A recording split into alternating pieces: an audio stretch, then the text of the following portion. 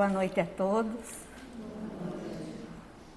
Então, eu espero ter o auxílio da espiritualidade para poder falar dos ensinamentos do Cristo de forma coerente, como Ele quis nos trazer.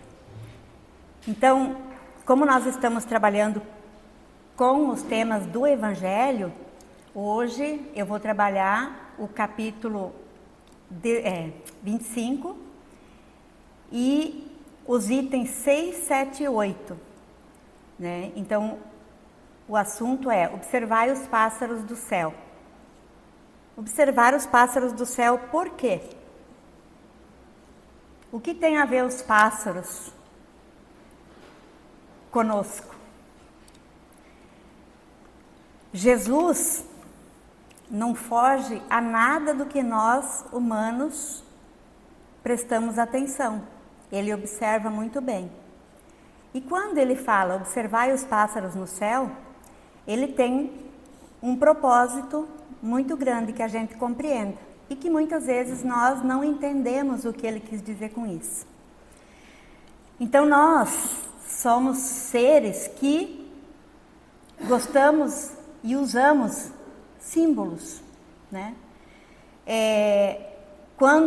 Se a gente parar para pensar, os indígenas, as sociedades mais antigas, quando elas não tinham conhecimento suficiente e cientistas que fossem comprovar por que existiam certas coisas, eles criavam mitos para explicar, né?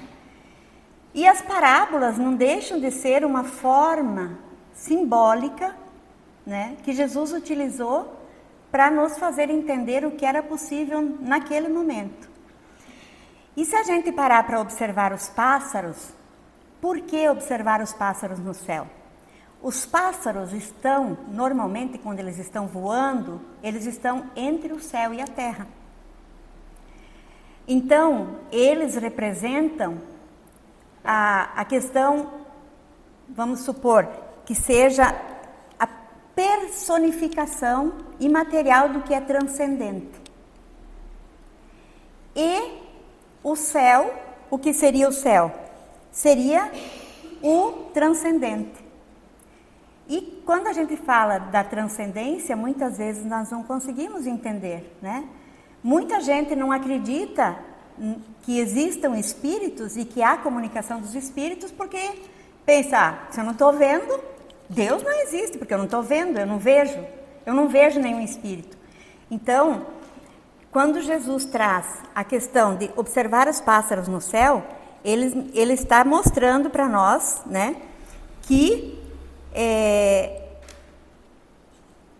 uma simbologia da gente pensar da personificação imaterial e do imaterial representado pelo céu. Nós vamos ver, e eu acho que a maioria já estudou e já sabe disso, o céu não é um lugar específico, né? Então, quando a gente pensa no céu como o transcendente, nós temos o que nós conhecemos diante de nossas diversas vidas, né? E quando nós vamos trabalhar com esse tema, nós temos que pensar sim na simbologia que Cristo quis utilizar aqui. Nós vamos primeiramente ler o item 6, que é onde traz mais especificamente o que Cristo falou sobre observar os pássaros no céu. Então, não acumuleis tesouros na terra, onde a ferrugem e os vermes os comem, e onde os ladrões os desenterram e roubam. Acumulai tesouros no céu, onde nem a ferrugem, nem os vermes os comem. Porquanto, onde está o vosso tesouro, aí também está o vosso coração. Eis porque vos digo, não vos inquieteis por saber onde achareis o que comer para sustento da vossa vida, nem de onde tirareis vestes para cobrir o vosso corpo. Não é a vida mais do que o alimento e o corpo? Não é a vida mais do que o alimento e o corpo mais do que as vestes? Por que também vos inquietais pelo vestuário? Eu pulei um. Observai os pássaros no céu. Não semeiam, não ceifam, nada guardam em celeiros, mas vosso Pai Celestial os alimenta. Não sois muito mais do que eles? E qual dentre vós o que pode, com todos os seus esforços, alimentar de um côncavo a sua estatura? Por que também vos inquietais pelo vestuário? Observai como crescem os lírios nos campos. Não trabalham nem fiam. Entretanto, eu vos declaro que nem Salomão, em toda a sua glória, jamais se vestiu como um deles. Ora, se Deus tem o cuidado de vestir dessa maneira a erva dos campos, que existe hoje e amanhã será lançada na fornalha, quanto maior cuidado não terá Ele em nos vestir os homens, ó homens de pouca fé? Não vos inquieteis, pois, dizendo, que comeremos? Ou, que beberemos? Ou, de que nos vestiremos? Como fazem os pagãos, que andam à procura de todas essas coisas, porque vosso Pai sabe que tendes necessidades delas. Buscai primeiramente o reino de Deus e a sua justiça, que todas essas coisas vos serão dadas por acréscimo. Assim, pois, não vos ponhais inquietos pelo dia de amanhã, porquanto o amanhã cuidará de si, a cada dia basta o seu mal. Então, vamos entender o que Cristo nos trouxe aqui. Quando Ele fala, por que vos inquieteis por querer achar o que comer, o que vestir? Nós também temos que pensar que no período em que Jesus falou isso, tudo era diferente, né? Hoje a gente tem uma população muito maior, a gente tem problemas maiores, mas na época as pessoas chegavam e eram recebidas pela sociedade e ali recebiam tudo do que precisavam, né? Hoje não podemos pensar tanto assim, né? Que vamos sair por aqui e vamos conseguir tudo o que queremos para nos alimentar, para nos vestir, para sobreviver, né? Mas Jesus quis dizer o que naquele momento? Deus provê tudo. Quando Ele fala aqui que se as plantas, os lírios, as flores têm vestimentas tão lindas, como Deus teria pensado nisso e não pensado no ser humano? O que Ele quis dizer aqui? Que nós temos a inteligência. E nós temos dentro de nós, na nossa consciência, gravadas as leis divinas e a capacidade de buscar os nossos alimentos, a nossa vestimenta e a nossa sobrevivência. Então nós não podemos esquecer que nós temos a matéria-prima. Deus nos deu a matéria-prima. Olha como a natureza é perfeita.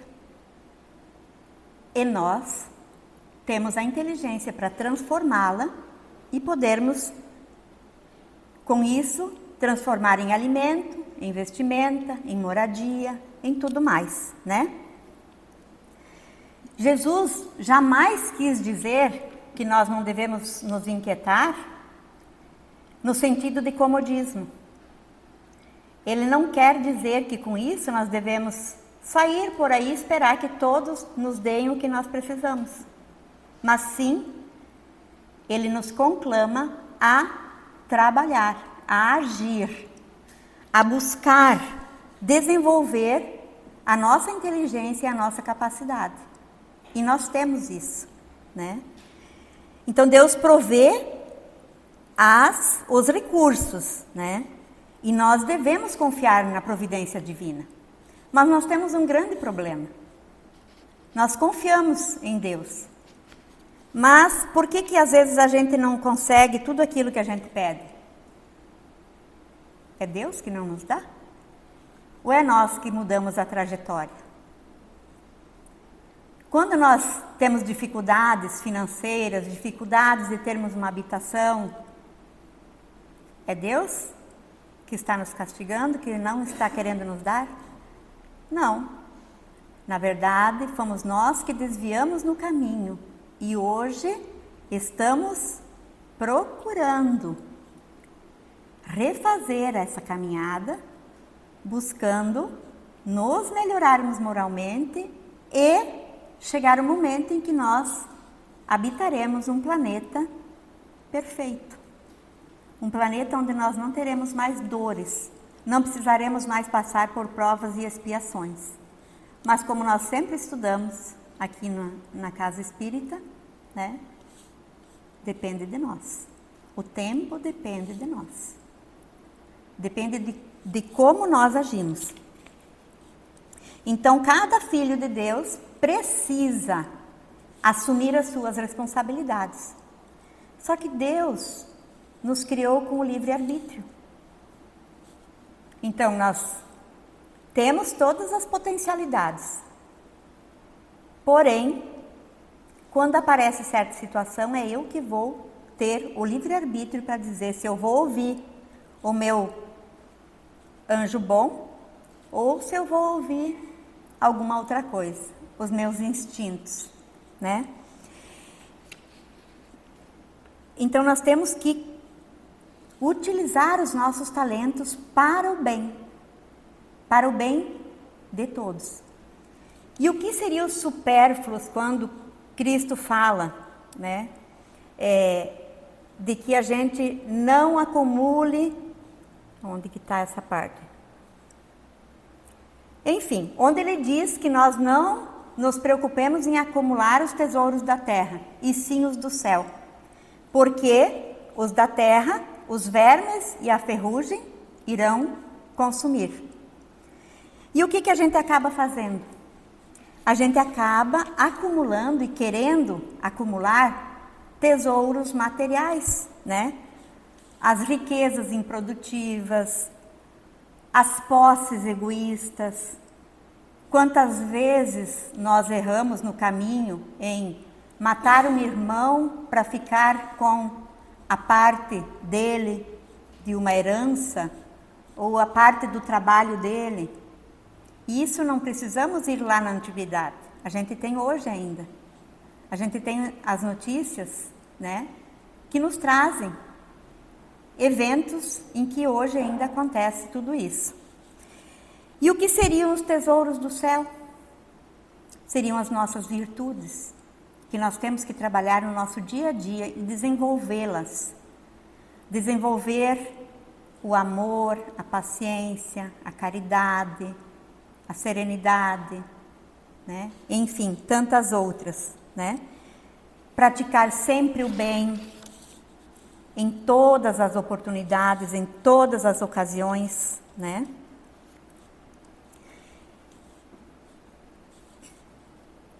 No item 7, nós vamos ter uma explicação praticamente do que foi falado no item 6. Então, interpretados à letra, essas palavras seriam a negação de toda a providência, de todo o trabalho e, conseguintemente, de todo o progresso, com semelhante princípio. O homem se limitaria a esperar passivamente suas forças físicas e intelectuais. Eu estou com problema de pontuação hoje. Suas forças físicas e intelectuais se conservariam inativas. Se tal fora a sua condição normal na Terra, jamais houvera ele saído do estado primitivo. E se dessa condição fizesse ele a sua lei para a atualidade, só lhe caberia viver sem fazer coisa alguma. E nós vimos que Deus nos deu a capacidade de trabalhar de todas as formas, né? E se a gente levar ao pé da letra o que Cristo falou, não vos inquietais em pensar onde achareis tal coisa. E o que nós temos hoje? Quanta inquietude, quanta busca por algo que nós não sabemos explicar, quanta ansiedade. Será que toda essa ansiedade que nós sofremos não é essa busca de algo que nós ainda não compreendemos, né? Deixa eu ver onde que eu parei agora. Não se deve, portanto... Vou por ali. Vamos por ali. Eu acho que lá em cima não pode ter sido esse o pensamento de Jesus. Exato. Não pode ter sido esse o pensamento de Jesus, pois estaria em contradição com o que disse de outras vezes, com as próprias leis da natureza.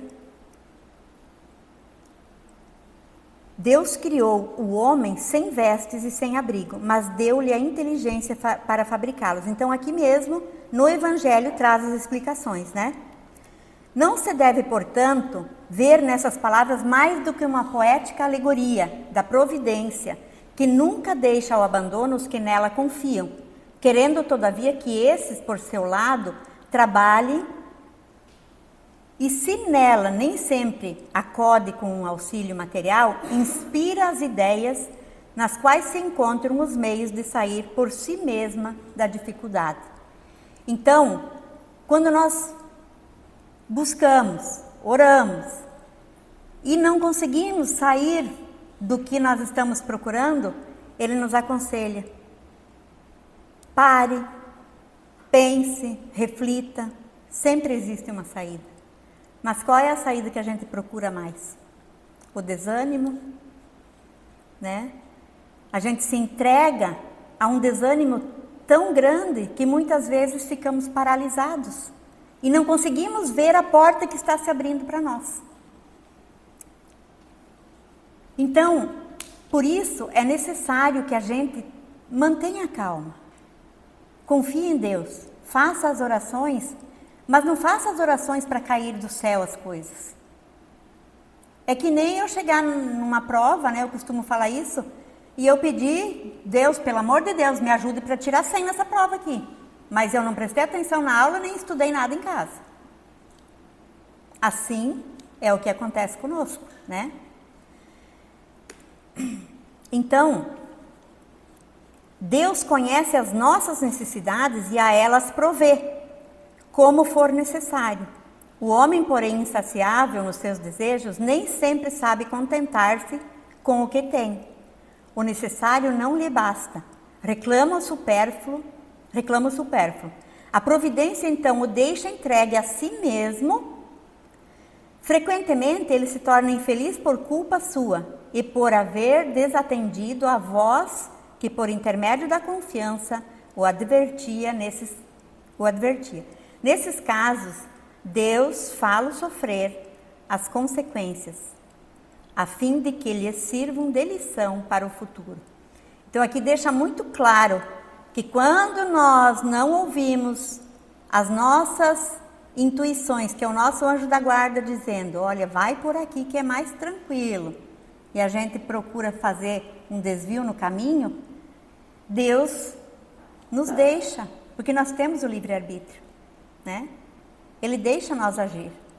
Porque muitas vezes a gente questiona: tá, mas por que Deus permite que eu tivesse feito isso para agora estar pagando assim? Eu tenho meu livre-arbítrio, né?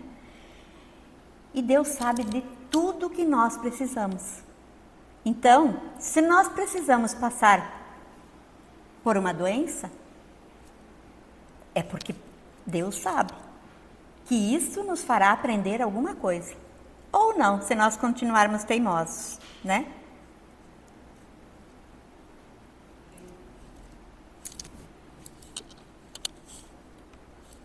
Esse cabo, às vezes, ele dá problema. Acho que agora... Então, como eu falei antes, Deus deu tudo perfeito, a natureza perfeita.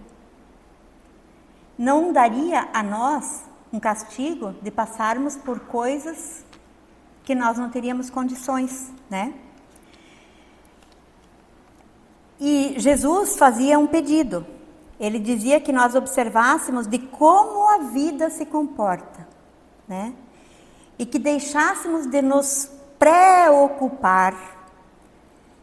Ele nos convida a olhar a nossa criação divina, que a todos acolhe. Então, é isso. Jesus nos diz, observem como tudo na natureza funciona perfeitamente.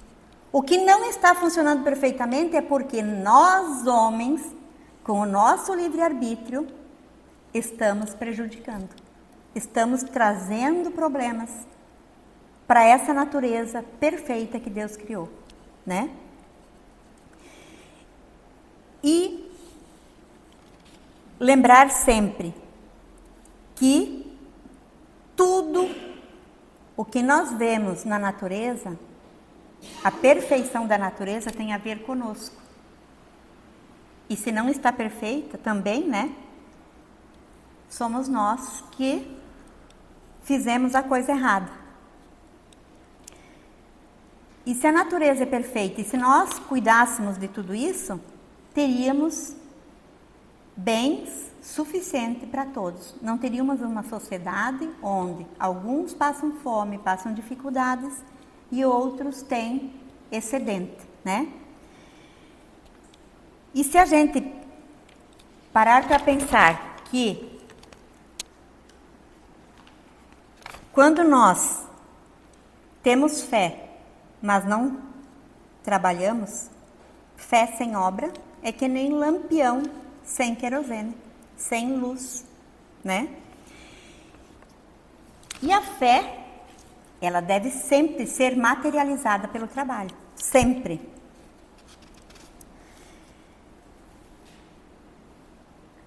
Diferenciar o supérfluo do que é necessário, a gente tem que fazer isso todos os dias. Mas nós estamos numa sociedade capitalista. E a gente se deixa levar muitas vezes, né? Às vezes a gente está, vamos falar no simples, no dia a dia, a gente está com o guarda-roupa cheio de roupa, quando a gente não precisaria. Mais do que, digamos, 3 mudas, 4 mudas, né? Existe água para lavar. E nós não pensamos para onde vai essa roupa produzida. Se a gente procurar um pouquinho na internet, a gente vai encontrar, né? As dificuldades que nós temos. Porque se a gente parar para pensar, existe fora do planeta onde a gente joga o lixo? Não. A gente tira da nossa casa, mas não do planeta. Para algum lugar ele tem que ir, né? O 8 eu não vou ler, porque eu vou falar algumas coisas. Então, a gente tem que pensar que nas leis divinas nós temos o progresso. E ele é inevitável. A gente passa pelo progresso. A gente tem a lei do progresso, a lei da destruição. Tudo é perfeito. Deus criou tudo perfeitamente. Então, muitas vezes, algumas tempestades, enchentes ou coisas que acontecem são necessárias. Só que nós acabamos atrapalhando um pouco quando a gente tampa tudo com asfalto, joga lixo no chão, trancamos os bueiros e fazemos um monte de atrapalhada, né? Se a gente pensar no progresso, há alguns anos atrás, nem tantos assim, quando surgiu o computador, qual foi a nossa reação? Todos gostaram da ideia do computador? Não. Hoje, inclusive quem trabalha na lavoura, necessita do computador. que não precisa ser exatamente o computador, mas o que faz o mesmo papel que hoje em dia o celular faz todo o papel também do computador. Então, quando a gente pensa assim, tá, mas então Deus permitiu que a gente descobrisse toda essa tecnologia. Ela é importante, sim. Hoje todos trabalham, a gente teve depois da pandemia a possibilidade de trabalhar de casa, não precisar se arriscar no trânsito, né? Muitas coisas mudaram e é importante. O que nós não prestamos atenção é que muitas vezes nós atrapalhamos no uso dessa tecnologia. Nós acabamos usando a tecnologia para fazer maldade. E não precisamos nem falar muito, né? Se a gente pegar as redes sociais, a gente tem um monte de problemas. E o Emmanuel, ele vai nos trazer agora, eu vou trazer várias partes do livro Pão Nosso, do item 156, do capítulo 156. E Emmanuel, ele nos traz várias dicas, né?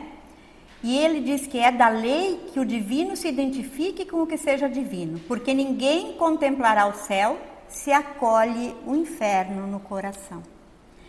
Isso é muito verdadeiro, porque quando eu guardo mágoa, sentimento de vingança, inveja, ódio, o que eu estou acumulando? O inferno no meu coração. E aí? Eu estarei contemplando o que é divino com tudo isso em meu coração? Né? Então, Emmanuel nos traz isso para que a gente pense, para que a gente reflita. E ele também diz, quando o mestre nos recomendou que ajuntássemos tesouros no coração, aconselhava-nos a dilatar os valores do bem, na paz do coração. Então, que a gente tenha sempre os valores do bem no coração. Aparecem oportunidades de nós nos desviarmos do caminho, todos os dias. Mas se a gente se manter focado, cuidando, vigiando nossos pensamentos, vigiando nossas atitudes, nós vamos avançar cada dia, né? O homem que adquire fé e conhecimento, virtude e iluminação, nos recessos divinos da consciência, possui o roteiro celeste. Então, quando nós vamos avançando, melhorando, né? Nós vamos chamando esse roteiro que nós temos em nossa consciência para seguir o nosso caminho. Quem aplica os princípios redentores que abraça, acaba conquistando essa carta preciosa. E quem trabalha diariamente na prática do bem, vive amontoando riquezas nos cimos da vida. Então, quantas vezes a gente perde a oportunidade de fazer o bem, porque a gente prioriza algo que está nos chamando naquele momento e que está nos desviando do caminho, né?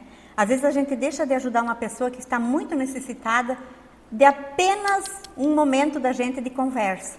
E a gente prioriza porque a gente precisava ir, não sei que exemplo dar, vou falar um baile, alguma coisa assim, né? Então, o momento de eu vir para uma palestra, o momento de eu vir para o estudo, quantas coisas nos acontecem para nos distrair e não nos deixar vir e firmar os nossos sentimentos, os nossos pensamentos no bem. Se a gente não ficar atento, cada dia mais teremos brechas e no momento de irmos para essas ocasiões, vai aparecer algum evento que vai nos atrapalhar, né? Ninguém se engane nesse sentido. Além da terra, fulgem bênçãos do Senhor nos páramos celestiais. Entretanto, é necessário possuir luz para percebê-las. Então é dentro do nosso coração que nós precisamos ter esses ensinamentos para nós podermos compreender e não nos desviar, né? É da lei que o divino se identifique com o que seja divino, porque ninguém contempla o céu, se acolhe o inferno no coração.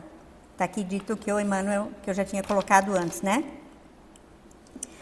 Então, Jesus, ele nos traz muitos ensinamentos nessa fala. É nós que não, muitas vezes, conseguimos entender tudo isso, né? De que nós temos tudo na nossa consciência. E nós temos a possibilidade de colhermos só coisas boas nas próximas vidas que nós teremos. Depende de nós. Então, quando Cristo traz para nós que nós cuidemos de não acumular tesouros na terra, Ele não está dizendo que a gente não se preocupe com um lar confortável, com roupas confortáveis, com alimento gostoso, que seja nutritivo. Não é isso. Ele só nos aconselha que nós não priorizemos isso e deixemos de lado a nossa mudança interior, a nossa modificação moral, fazer a reforma íntima. E é isso que Jesus nos conclama, que nós façamos essa reforma íntima em nosso coração. E para concluirmos, o Pai não reclama de nós as obras imediatas. Ele nos dá o tempo necessário para germinar, crescer e frutificar. Nem sempre conseguimos a energia suficiente para superar as montanhas de dificuldades, mas devemos sustentar a fé e a confiança em Deus por não estarmos sós ou órfãos do amparo, do socorro, da luz e da bênção do Pai. Então, Cristo não pede que a gente faça modificação. Hoje eu vou dormir assim, amanhã eu vou acordar assado. Não, Ele nos dá o tempo que nós precisamos. Se nós não conseguirmos fazer tudo nessa encarnação, Ele nos dará a oportunidade em quantas encarnações precisarmos, né? Quando os nossos recursos se esgotarem, evoquemos pela prece a providência divina, depositando nela toda a nossa esperança em sua ação segundo a vontade do Pai. Então, nós teremos um planeta onde todos terão supridas todas as suas necessidades. Mas nós precisamos agir com sabedoria. Com sabedoria, para sabermos que ser rico é estar pronto a dar e auxiliar o outro com o excedente, né? Então, desculpem os atrapalhos, que eu acabei não tendo tempo de verificar os slides e eu não percebi que a letra ficou muito pequena para mim ler no computador e aqui também. Mas eu espero que mesmo assim eu tenha conseguido deixar claro que o Cristo quer que a gente modifique o nosso íntimo, que a gente leve em nosso coração as leis divinas e a ação no bem, todos os dias, em todos os momentos. Muito obrigada pela atenção de todos.